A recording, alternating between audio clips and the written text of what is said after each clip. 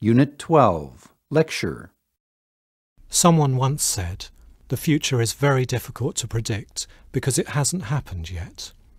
Very true, but today let's look at 6 people's predictions about the future. Bill Gates started Microsoft and is now the richest man in the world. He is worth at least $35 billion. He predicts that paper books will disappear and that people will read e-books on a portable screen or special e-paper. Gates also believes that video conferencing over pocket-sized PCs will be as common as phone calls are today. Interestingly, the technology for this is already available in some countries, but most people continue to talk using only their voices. John Davis researches family relationships. He believes that people will be alone but not lonely. Many more people will stay single.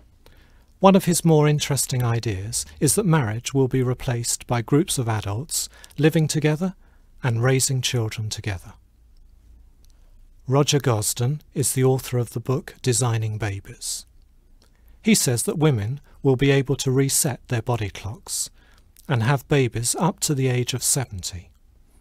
This would allow women to develop better careers without worrying about not being able to have children.